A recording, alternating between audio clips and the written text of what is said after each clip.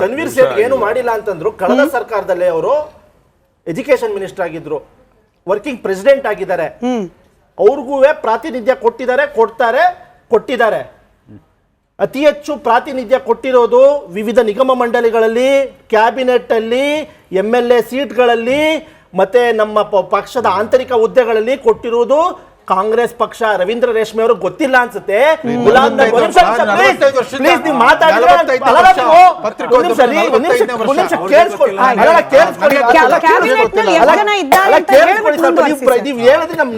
Cabinet ನಲ್ಲಿ ಎಷ್ಟು ಸ್ಥಾನಮಾನ ಇದೆ ಅಂತ ಹೇಳ್ಬೇಕು. ಒಂದ್ ನಿಮಿಷ, ಇವಾಗ ನಾಸೀರ್ ಹುಸೇನ್ ಅವ್ರಿಗೆ ನಾವು ಇದು ಪೊಲಿಟಿಕಲ್ ಸೆಕ್ರೆಟರಿ ಮಾಡಿದೀವಿ, ರಹೀಂ ಖಾನ್ ಕೊಟ್ಟಿದೀವಿ, ಇದು ಜಮೀರ್ ಅವರು ಕೊಟ್ಟಿದೀವಿ, ಖಾದರ್ ಅವ್ರಿಗೆ ನಾವು ಸ್ಪೀಕರ್ ಮಾಡಿದೀವಿ. ಇತಿಹಾಸದಲ್ಲಿ ಯಾರನ್ನಾರ ಸ್ಪೀಕರ್ ಮಾಡಿದ್ರ ಆ ಜನಾಂಗದಿಂದ? ನಾವು ಮಾಡಿ ತೋರಿಸಿದೀವಿ. ನಮ್ಮ ಬದ್ಧತೆ ಇದೆ. ಇತಿಹಾಸದಲ್ಲಿ 3,500 ಕೋಟಿ ಅವ್ರನ್ನ ಅಭಿವೃದ್ಧಿ ಮಾಡಬೇಕು, ಅವ್ರನ್ನ ಮುಂದಕ್ಕೆ ತರಬೇಕು ಅಂತ ನಾವು ಒಂದು ವಾಕ್ಯ ಇಟ್ಕೊಂಡು ಅವ್ರಿಗೆ ನಾವು ಇದು ಒಂದು ಸೊಸೈಟಿನ ಮೇಲೆ ತರಬೇಕು ಅಂತ ಒಂದು 3,500 ಕೋಟಿ ಇದು ಬಡ್ಜೆಟ್ ಇಟ್ಟಿದೀವ. ಇದು ಕೆಲಸ ಅಲ್ವಾ? ಅದ್ರ ಬಗ್ಗೆ ಮಾತಾಡ್ಬೇಕು. ಪ್ರಾತಿನಿಧ್ಯ ಕೊಟ್ಟಿಲ್ಲ ಅಲ್ವಾ? ಏನ್ ಮಾಡಿದ್ರು ಜಮ್ಮು ಕಾಶ್ಮೀರಲ್ಲಿ? ಜೆಡಿಎಸ್ ವಕ್ತಾರರ ರಿಯಾಕ್ಷನ್ ತಗೊಂಡು ಅಫ್ಸರ್ಸ್ ನಿಮ್ಮ ಹತ್ರಕ್ಕೆ ವಾಪಸ್ ಬರ್ತೀನಿ. ಮೋಹನ್ ವಿಶ್ವ ಅವರೇ, ಇದು ಬಂಡಾಯನು ಮತ್ತೊಂದು ಮಗದೊಂದು, ಇದರ ಅಡ್ವಾಂಟೇಜ್ ಅಂದ್ರೆ ಇಬ್ಬರ ಜಗಳದಲ್ಲಿ ಮೂರನೇವ್ರಿಗೆ ಲಾಭ ಅನ್ನೋ ಲೆಕ್ಕಾಚಾರ ಬಿಜೆಪಿಯವರು ಇರಬಹುದೇನೋ. ಆದ್ರೆ ಸಿದ್ದೇಶ್ವರ್ ಅವರು ಯಡಿಯೂರಪ್ಪನವರು ಒಟ್ಟಿಗೆ ಹೆಜ್ಜೆ ಏನೋ ಹಾಕ್ಬಿಟ್ರು, ಬಟ್ ಒಳ ಮುನಿಸು ಮುಗ್ದೋಯ್ತಾ, ಆ ಒಳ ಜಗಳ ಮುಗ್ದೋಯ್ತಾ? ಬಿಜೆಪಿಯಲ್ಲಿ ಒಗ್ಗಟ್ಟು ನಿಜವಾಗ್ಲೂ ಕೂಡ ಸ್ಥಾಪನೆ ಆಗಿದೆಯಾ? ಹಿಂಗೂ ಚರ್ಚೆ ಆಗ್ತಿದ್ಯಪ್ಪ.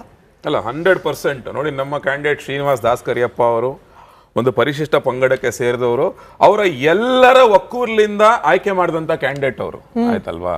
ಸೊ ನೀವು ನೋಡ್ಬೋದು, ನಾಮಪತ್ರ ಸಲ್ಲಿಕೆ ಸಮಯದಲ್ಲಿ ಎಲ್ಲರೂ ಒಂದು ಪಕ್ಷವಾಗಿ ನಾವು ಎಲ್ಲ ಒಟ್ಟಿಗೆ ಇದ್ರು, ನಮ್ಮ ಎಲ್ಲಾ ನಾಯಕರು ಇದ್ರು, ಯಡಿಯೂರಪ್ಪನವ್ರು ಇದ್ರು, ವಿಜಯೇಂದ್ರ ಅವರಿದ್ರು, ಸಿದ್ದೇಶ್ವರ್ ಅವರಿದ್ರು, ದೊಡ್ಡ ಆಮೇಲೆ ಗೋವಿಂದ ಕಾರಜೋಳರು, ಶ್ರೀರಾಮುಲು, ಪ್ರತಿಯೊಬ್ರು ಇದ್ರು ಅಲ್ಲಿ. So we are very clear, ನಮ್ಮಲ್ಲಿ ಆತರ ಯಾವುದೋ ಒಂದು ಸಮಸ್ಯೆ ಇಲ್ಲ. ನಾವು ಒಗ್ಗಟ್ಟಿನಿಂದನೇ ಈ ಚುನಾವಣೆನ ಗೆಲ್ಲಬೇಕು ಅಂತಾನೆ ಪ್ರತಿಯೊಬ್ರು ಅವರ ಬೆಂಬಲಕ್ಕೆ ನಿಂತು ಚುನಾವಣೆ ಮಾಡ್ತಾ ಇರೋದು. ಅದಕ್ಕೆ ಅಂತ ಒಂದು ಸಪರೇಟ್ ತಂಡನ ರಚನೆ ಆಗಿದೆ. ಆ ತಂಡ ಪ್ರತಿನಿತ್ಯ ಹೋಗಿ ಕ್ಷೇತ್ರದಲ್ಲಿ ಕೆಲಸನೂ ಮಾಡ್ತಾ ಇದೆ.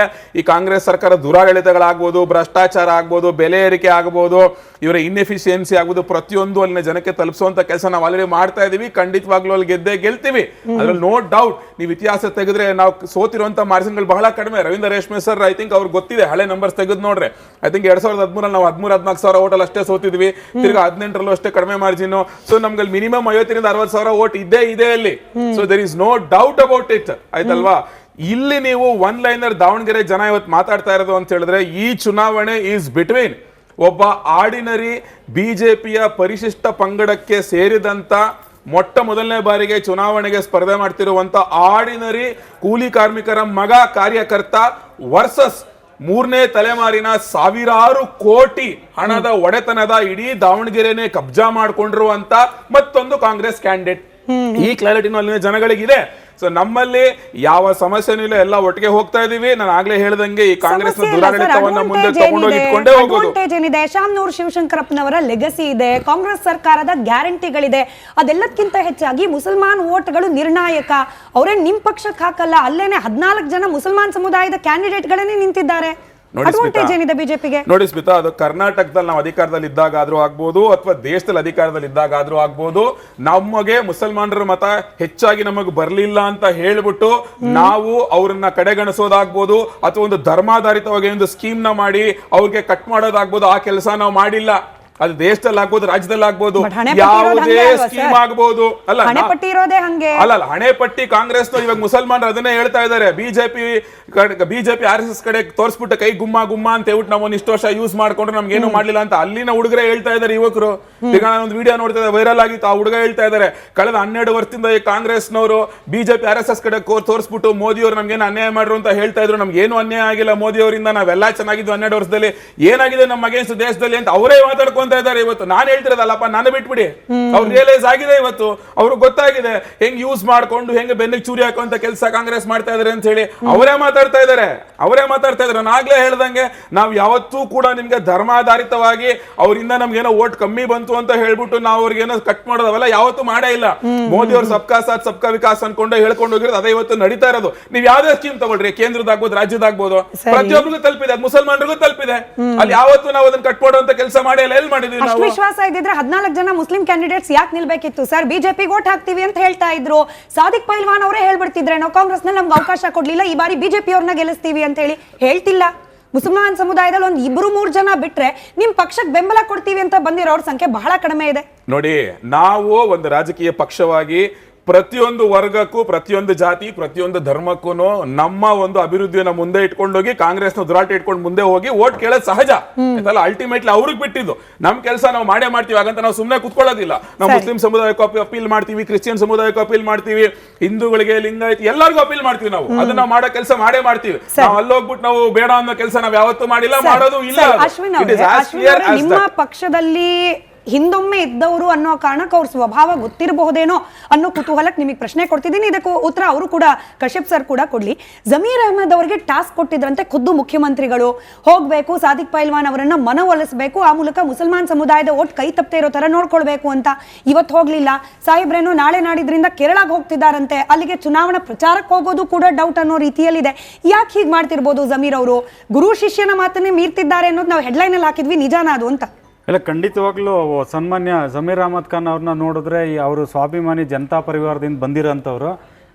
ಕೆಲವು ಒಂದು 2-3 ವಾರದಲ್ಲಿ ಅವರು ಸಚಿವ ಸ್ಥಾನಕ್ಕೆ ರಾಜೀನಾಮೆ ಕೊಟ್ಟರು ಅದರಲ್ಲಿ ಸಂದೇಹನೇ ಬೇಡ. ನೋಡಿ ಅವರು ಸ್ವಲ್ಪ ಸ್ವಾಭಿಮಾನಿ ಇದ್ದಾರೆ. ಕುಮಾರಣ್ಣನ ಜೊತೆ ಇದ್ದು ರಾಜಕೀಯ ಮಾಡಿದಂಥವ್ರು ಸನ್ಮಾನ್ಯ ಜಮೀರ್ ಅಹಮದ್ ಖಾನ್ ಅವರು.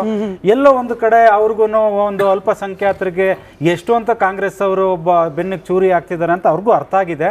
ಇಲ್ಲೇನಾಗಿದೆ, ಅರ್ಜೆಂಟಾಗಿ ಕಾಂಗ್ರೆಸ್ಗೆ ಸೋಲು ಆಗಬೇಕಾಗಿದೆ ಕರ್ನಾಟಕದಲ್ಲಿ. ಏನಕ್ಕೆ ಅಂತ ಅಂದರೆ, ನಾನು ಹೆಂಗೋ 5 ವರ್ಷ ಇರೋಣ, CM ಆಗಿ ಉಳಿಸ್ಕೊಳ್ಳೋಣ ಅಂತ ಒಬ್ಬರು ಪ್ರಯತ್ನ ಪಡ್ತಿದ್ದಾರೆ ದಾವಣಗೆರೆ ವಿಚಾರಕ್ಕೆ ಬಂದರೆ.